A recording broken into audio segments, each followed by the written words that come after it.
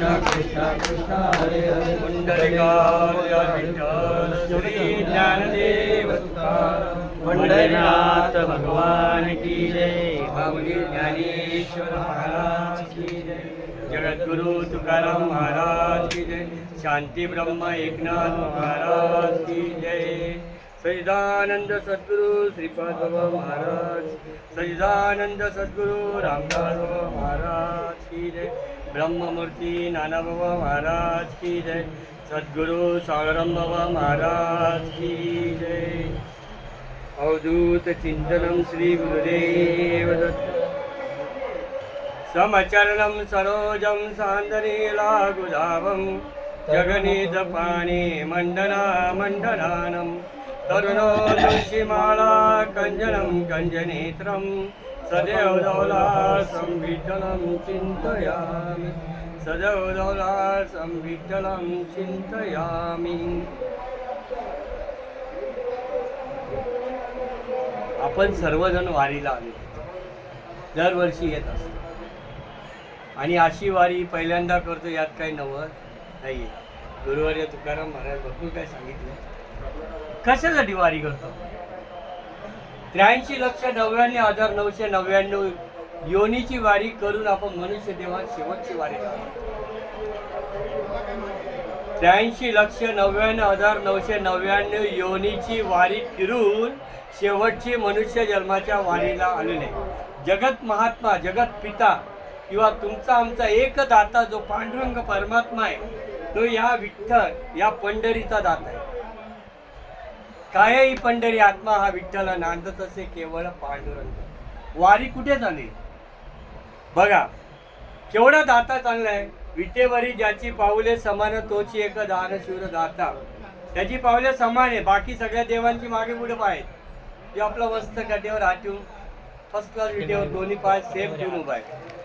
आपल्याला ज्या वेळेला आता बघा जे संरक्षण विभागाचं पोलीस खाते त्यांना परेड शिकवलं आहे, सावधान विश्राम। सावधान असताना ते लोक एकदम अटेन्शन मध्ये दोन्ही पाय सेम असतात, विश्राम मध्ये बाजूला करतात। तसं विचाराच्या माध्यमातून जर आपण संसाराचा विचार करत असतो ते शरीर आपलं थकलं जातं, जेवढं चालून थकत नाही तेवढं। तरी तो दाता एवढा विचित्र आहे की तुमच्या श्वासोश्वासावर नियंत्रण ठेवतो आणि पूर्ण शरीराला कंट्रोल करतो। ही गोष्ट ज्ञानेश्वर महाराज सांगतात की मुझे कहा धुंडेरे बंदे। देवाला जेव्हा पत्ता विचारला भगवंताला, प्रत्येक भक्तानी अर्जुनाने विचारला किंवा ज्ञानेश्वर महाराज त्यांनी काय समस्तांच्या हृदयदेशी देव नक्की आहे कुठे। सगळे जेव्हा देव बघा आपण वारीला आलो म्हणजे काय देवाला भेटायला ना, तुमच्या आमच्या तर भेटी नेहमी होत असतात। वारीच्या निमित्ताने एकमेकांना भेटतो याचा अर्थ काय की तुमचं आमचं जे भेटणं आहे हे पूर्वलिखित आहे। यांनी आम्हाला काल रात्रीपासून भेटायला बोलवलंय पण पूर्वलिखित आत्ताच भेटे होते, हा लक्षात घ्या। तसं 84 लक्ष योनीमध्ये आल्यानंतर या ठिकाणी वारीला सर्व एकत्र भेटणं हा आजचा मेळावा नाहीये, हा कुठेतरी पूर्ण सत्कृताचा गाभा होता। म्हणून आपलं एकमेकांचं दर्शन झालं, कारण दर्शनही समाधान, एकमेकांना बघितल्यानंतर जे दर्शन होतं ना त्याच्याने समाधान होतं आणि समाधान हे बाहेर नाही मिळत। बघा भूक लागते हे आतमध्ये कळतं, आपण जे काही खातो त्याचा आतमध्ये गेल्यानंतर तृप्तीचा ढेकर आतून येतो। परमात्मा परमेश्वराची शक्तीचा अंश आतमधून जेव्हा जागृत होतो त्याला विश्वव्यापकतेने मी आहे ही बोंब तो आतून टोकतो। पहिला तुम्ही जर आजारी पडला तर डॉक्टर ठोके जे बघतो ते तुमचे आतले ठोके चेक करतो, बाहेरचे नाही। जो जरी बाहेर हात लावत असला तरी ठोके आतले बघतो। परमात्मा बहुरंग नाहीये, अंतरंगातला आहे आणि अंतरंग उजळण्यासाठी त्या ठिकाणी अबीर गुलाल उधळीत रंग आहे, हे परमेश्वराला आवडणाऱ्या वस्तू आहेत। आपण इथं आंघोळ केली चंद्रभागेमध्ये, टिळा का लावला? एरवी लावतो का? जे गुरुकडनं सत्शिष्य झालेले, गुरुपुत्र झालेले आहेत, जे परमात्म्याला मनोभावे पूजन करतात त्यांना टिळा लावतो आवडतं। त्याचं कारण सांगतो मी, का टिळा जर आपण आता नाही लावला तर मी हा अनिल महाराज गेल्यानंतर तुम्ही टिळा लावल्याशिवाय मला जाळून येणार नाही। हे इंडियन फिलॉसॉफी, हे जे तत्वज्ञान आहे, हे ज्यांनी स्वतः समुद्राच्या पलीकडे मांडलेलं आहे, त्या व्यक्तीने हे तत्वज्ञान का मांडलं? कारण भारतीय तत्वज्ञान जगामध्ये पसरण्यासाठी त्यांची नियुक्ती झाली होती. तत्वज्ञान काय सांगतं की धर्म रक्षिती धर्म, म्हणजे तुमचा श्वास हाच धर्म आहे. जर श्वास व्यवस्थित नाही राहिला तर डॉक्टरही काही करू शकत नाही. फक्त बिल गोळा करण्यासाठी व्हेंटिलेटर होतं. मग भगवंत शोधला कुठे? चंद्रभागेमध्ये, विटेवरती. आणि ती मूर्ती जी आहे ना, ती मूर्ती तुमच्या हृदयामध्ये तशीच्या तशी उभी आहे. धवलम म्हणजे सकाळच्या वेळा, आता आपण सगळे शेतकरी माणसं आहेत, आपल्याकडे गुराखी होते. संध्याकाळच्या वेळा जर कधी जनावरं किंवा म्हशी गाई यायचे तेव्हा धूळ उडायची आणि त्याच्यात आकारचा गुराखी आपला जो असायचा तो जो घेऊन जायचा, तो धुळीने अख्खा मापून निघायचा. आणि त्याचं ते रूप आहे, तसं याचं रूप आहे. ढगांच्या वातावरणामध्ये तुम्हाला अंतःकरणाच्या पटलामध्ये त्याचे रूपाचं येतो जी चित्त होतं, याला सर्वाचं ज्ञान म्हणतात. पंढरपुरामध्ये येऊन जर आपण स्वतःला ओळखू नाही शकलो तर वारी फुकट जाते ना. पुन्हा ह्याच जन्म भेटी याची गॅरंटी नाही ना. वारी वारी जन्म मरणाची वारी. आपण हरिपाठ म्हणतो, आरत्या म्हणतो, सगळं म्हणतो, पण ही वारी चुकवण्यासाठी वारी करतोय आपण. आज शरीर साथ देतोय म्हणून चालत आलो. बरं मला सांगा, आपण चालता चालता शरीर टाकलं काही सेकंद, आमचं परत एनर्जी येते ना, क्रिएट कुठून होते? ती एनर्जी आतून कशी बाहेर पडते? कारण तुमचा विश्वास करी स्वामीवरी सांगता. आतून विश्वास आहे, मला जायचंच आहे. काय ठरवतो आपण? मला तिथपर्यंत पोहोचायचंच आहे. तो विश्वास तुम्हाला इथपर्यंत आणतो. मग समसमान झाल्याशिवाय ही गोष्ट होत नाही. काय सम व्हायला पाहिजे? आपण म्हणतो पाप पुण्य समान झाल्याशिवाय मनुष्य देह भेटत नाही. मनुष्य देह भेटून कळलं काय? खावे प्यावे लावे एक दिवस निघून जावे. कितीही मी चांगला रेक्सॉना साबणने जरी अंग धुतलं, थोड्या वेळाने केलं तर मला या तांबड्याचा वासच येणार आहे. शुद्धता कसली आहे? आणि ती चंद्रभागा किती स्वच्छ करेल? फक्त पाप पुण्य. तिला स्वच्छ होणारे ती तुमच्या आमचे सारखे लागतात पैसे. ती आपल्या दर्शनाने स्वच्छ होते. आपलं म्हणजे आपण वंश आहोत. मी सांगत नाही, गीता सांगते ममे वंशे जीवलोके. पाठांतर आहे तुमचं सगळ्यांचं, आहे की नाही? आणि भगवंत म्हणतो की माझा वंश जरी तू असला, पण तू नर आहे, तू नारायण होऊ शकतो माझ्यासारखा. फक्त करणी कर. काय करणी कर? मद्रूप हो. आपण संसारी माणसं आहे. मद्रूप होण्याची क्रिया कोणाकडे शिकायला गेलो नाही. तुम्हाला सांगतो, चुकून माझं लग्न झालं. आता तुम्ही म्हणा असं कसं झालं? संसारात लग्न करतो ना आपण. हे माळाकडे बघू नका, ज्यांची माळा नसेल त्यांना नाही म्हणत, कारण मला थोड्या वेळ जायचं इकडे. ऐका, लग्न करतो की नाही आपण? 4 ब्राह्मणांच्या साक्षीने, वाग्नी देवच्या साक्षीने मंगल अष्टक घ्या. स्वस्ती श्री त्या ईश्वराला स्मरून केलं. आणि ज्या वेळेला मी तिच्या गळ्यामध्ये मंगळसूत्र टाकलं, त्यावेळेला तिने बापाचं नाव सोडलं आणि माझं नाव धारण केलं. ही संसाराची रीत आहे. त्याच वेळेला माझ्या सगळ्या इस्टेटीची मालकीण झाली की नाही झाली? तो भाग वेगळा की आपण देतो का नाही देतो. पण तसंच भगवंताची तुळशी माळा जर आपल्या गळ्यामध्ये पडली तर कंठी, नवरीच्या कंठी तुळशी माळा, नवरा वाट पाय वैकुंठी असं म्हटलं जातं. भगवंत हा आपला नवरा आहे, तोच सांभाळतोय.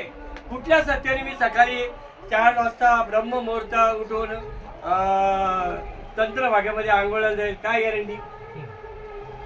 चला चला, तुमचं शरीर थकलंय, तुमची बुद्धीला विचार करून थकलंय. एवढ्या गोंगाटामध्ये तुम्हाला गाठ झोप लागत नाही? नक्की लागते. एवढा गोंगाट चालू बाहेर, पण या गोंगाटामध्ये सुद्धा या शरीराला जर कधी विश्रांती मिळते, मग परमेश्वराच्या नावामध्ये या शरीराला विश्रांती नको? नामदेव महाराज भगवान चला जाऊ तये ठाई, अकल्प विश्रांती जिथे भेटते तिथे चला. ही विश्रांती पाहिजे. आपली विश्रांती कुठे? प्रत्येक जण मला विचारतो, भाऊ इथंच का टिळा लावायचा? आता महाराज मस्करीत मस्त बोलले नारायण महाराज, इथं लावा इथं लावा इथं लावा. खरी गोष्ट आहे. अष्टांग ठिकाणी जर गंध लावल्यानंतर, अष्टदा प्रकृतीमध्ये गंध लावल्यानंतर अष्ट सात्विक भाव निर्माण होतात, म्हणून लावायचे असतात. कुठलीही गोष्ट मजाक मध्ये घेतो आपण, परंतु त्याचं महात्म्य कळलं पाहिजे. बेंबी जवळ लावण्याचा अर्थ काय? आता आमचे बाबा नेहमी सांगायचे, हृदय सम्राट श्रीपाद बाबा म्हणायचे, भाऊ आपण वारकरी संप्रदायाचे, पण ते गमतीने काही गोष्टी सांगायचे की तुम्ही काही करा, 2-2 हात खेळून घ्या, पाठीवर मारा पण पोटावर माकू नका, घशानी गळा कापू नका, म्हणजे टिळे लावतात. भाग्याचा होतो म्हणून वाचतो असं ते म्हणतात. पण वस्तुस्थिती अशी आहे की जेव्हा बेंबीचा देत तुटे, आपल्या आईने उदरामधनं बाहेर पडल्यानंतर माझ्या कोमल आवाजामुळे, त्यावेळेला भरकश आवाज नव्हता आता सारखा, माझ्या कोमल आवाजामध्ये माझी ही 3.5 हाताची आई, आडामासाच्या आईच्या रक्ताच्या धारा होत्या, त्याच्या दुधाची निर्मिती झाली आईच्या, फक्त माझ्या बोलण्यामुळे. माझ्या तिथं बेशुद्ध पडली होती, तिला काय माहिती माझा जन्म झाला, खोटे का खरे? मग ती जर बेशुद्ध पडलेली असताना तिच्या कर्णपटलावर माझा आवाज गेला, मग माझ्या जन्म देत्या आईने त्या पूर्ण शरीर, हाड मांस रक्त पू याच्यामध्ये काहीच नाहीये. विज्ञान सांगतं ते शरीर नाशिवंतच आहे, पण तिथं दुधाची आणि प्रेमाची उत्पत्ती झाली. मग तद्वत या ईश्वरी सत्तेची जी सत्ता आपल्या विटेवरी उभा आहे, या ईश्वरी सत्तेचा अनुग्रह ज्या वेळेला होतो, ईश्वर कृपेचा साक्षात्कार जेव्हा सद्गुरु कृपेने केला जातो, त्यावेळेला त्या ठिकाणी ती बोंब उठली जाते.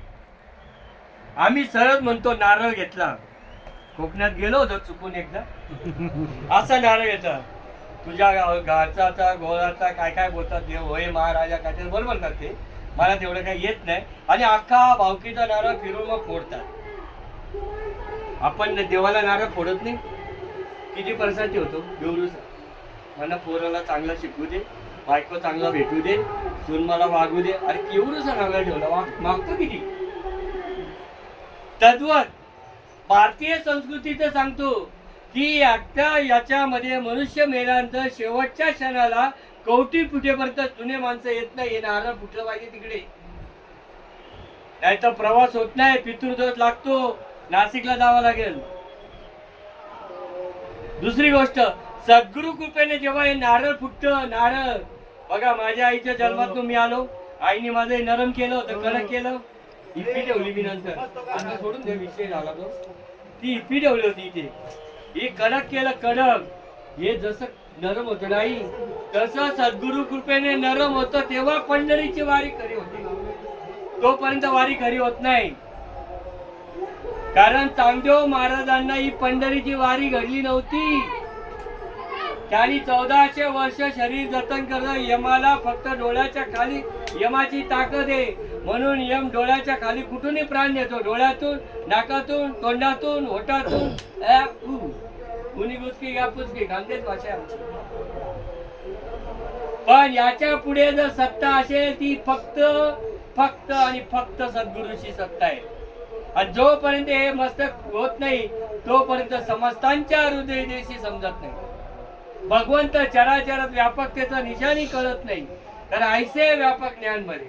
आता थोडक्यात महाराजांनी सांगितलं, मी काय येताना धुळ्यावरून हवा घेऊन नाही आलो, तुम्ही सगळेजण कोणी ठाण्यावरून, कोणी डोंबिवलीवरून, कोणी कुठून आलंय, प्रत्येक जण हवा घेऊन आले का? विश्वव्यापक हवा आहे, जी हवा आपण आतमध्ये घेतो या पिंडामध्ये, ती या पिंडामध्ये पूर्ण फिरते. जो श्वास आपण घेतो तो या पिंडामध्ये पूर्ण फिरतो आणि पुन्हा बाहेरून ब्रह्मांड व्यापक होऊन पुन्हा आतमध्ये येतो. म्हणून तुम्ही तुमच्या पुरते मर्यादित नाही असं सांगतो. तुम्ही तुमच्या पुरते मर्यादित नाही याचं लक्षण जर पाहिजे असेल तर भाग्य म्हणून तुम्ही इथं टिळा लावा, इथं टिळा लावा. इथं टिळा लावायचा अर्थ असा आहे की जन्म मृत्यूच्या पलीकडचं जे ज्ञान आहे ते आगाध ज्ञानाचं चक्र इथं आहे. एखादा विद्यार्थी असतो, त्याला अभ्यास करायचा असतो, आपण काय सांगतो, अभ्यास कर, परीक्षा आली अभ्यास कर, त्याला एकाग्रता समजत नसते. आणि आता आमच्यासारखे क्लास करतात मेडिटेशनचे, मेडिटेशन IPS काही व्हा, जोपर्यंत तो एकाग्र होत नाही तोपर्यंत वाचलेलं लक्षातच राहणार नाही. वर्षभर केलेला अभ्यास जर परीक्षेत नाही आठवला तर नापास. आयुष्यभर केलेली साधना जर शेवटच्या क्षणाला श्वास ज्याला बंद पडतो त्यावेळेला नाही आठवला तर पुनरुपी जननम पुनरुपी मरण. ही वारी, अखंड वारी जर आपली आपली अशी असेल तर भगवंत आपल्याला रस्त्यात भेटायला येतो. कोणाच्या आणि कोणाच्या रूपाने आपल्याला सहाय्य करतो आणि इथपर्यंत पोहोचवतो. कारण तो सत्य संकल्पाचा जात आहे. आपण संकल्प करून निघालोय की मला वारीला जायचंय. विराट संकल्प निघतो का आपण? संकल्प केल्याशिवाय निघत नाही. तसं अजून एक संकल्प केला होता मी आईच्या उदरामध्ये, आठवी ना पाय हा माझा नवस रात्रंदिवस पांडुरंगा. कोणाला दुसऱ्याला सांगितलंय? जगत पित्याला बोललो ना मी. पण आठवलं का? कारण धरणी वायू लागता स्मरण विसरे तत्तदा ओळखू लागे माता पिता कोण कोण मी कोण मी कोण. अरे विज्ञान सांगतं मी आईच्या उदरात जिवंत होतो म्हणून आई जिवंत आहे, तर फाडून फेकला असता आईने मला. चुकीचं आहे. कितीतरी शिंगार केले मी. माझ्या आईने मला एवढे शिंगार केले मला कळत पण नव्हतं, पण आईला आनंद वाटला. कुठे याच्यातून आपण गेलोय ना.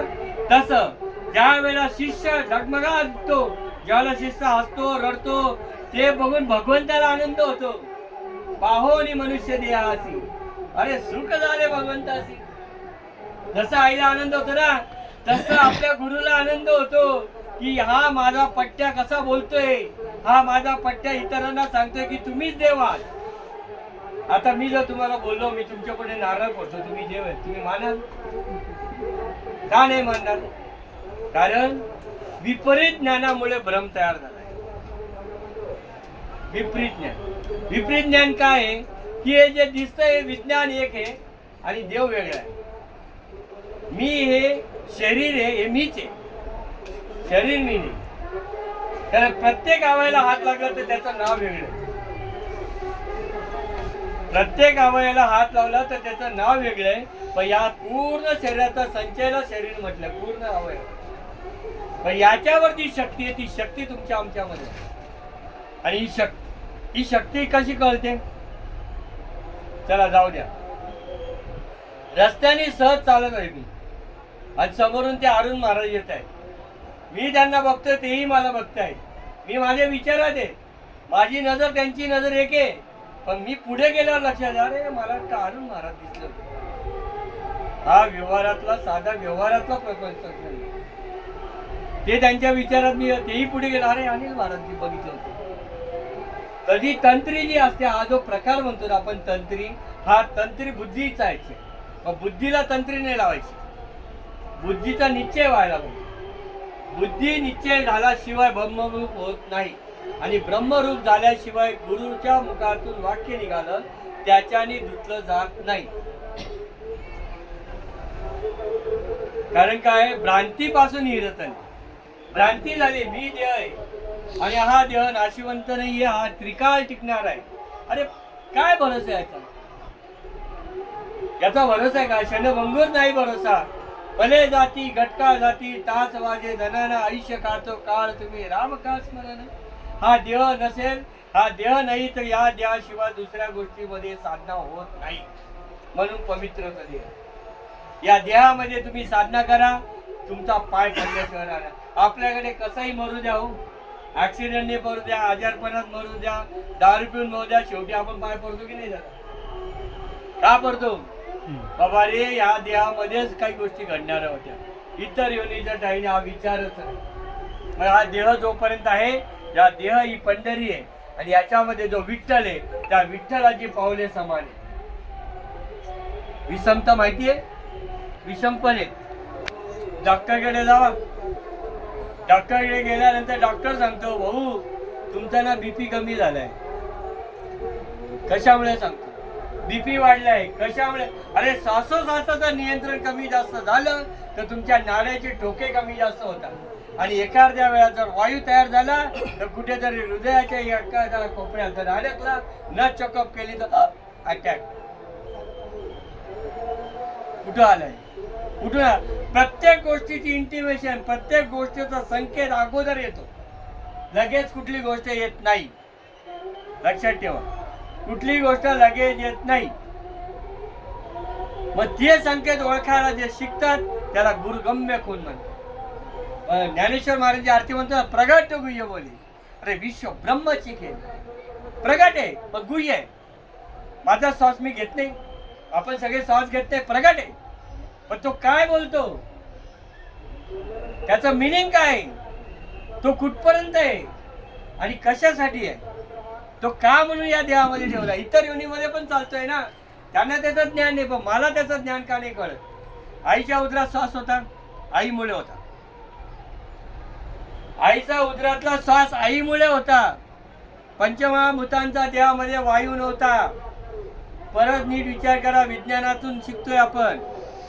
त्या बाहेर पडल्यानंतर माझी मावशी, आई, आया, बाई, नर्स कोण असे, त्यांनी पाण्यात टाकला तेव्हा तो वायू शिरला आणि तेव्हा त्यांनी बॉम्ब मारली. शेवटी जाताना पहिले सगळं जातं का वायू जातो, असं हात लावून बघतो ना आपण.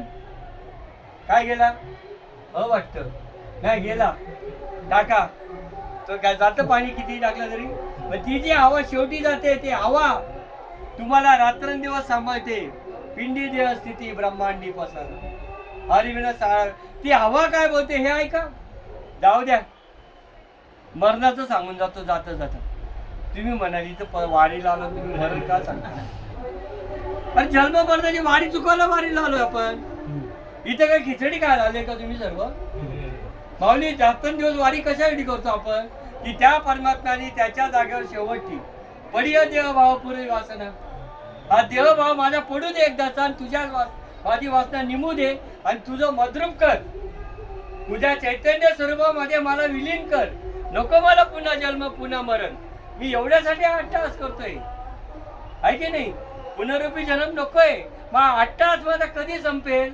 समजा आता माझ्या कानाचा आवाज बंद झाला, 8 दिवसात निघायचं आपल्याला. या डोळ्याच्या वर पापणीच्या वरती दिसतंय, दिसायला लागले समजाचा संध्याकाळपर्यंत.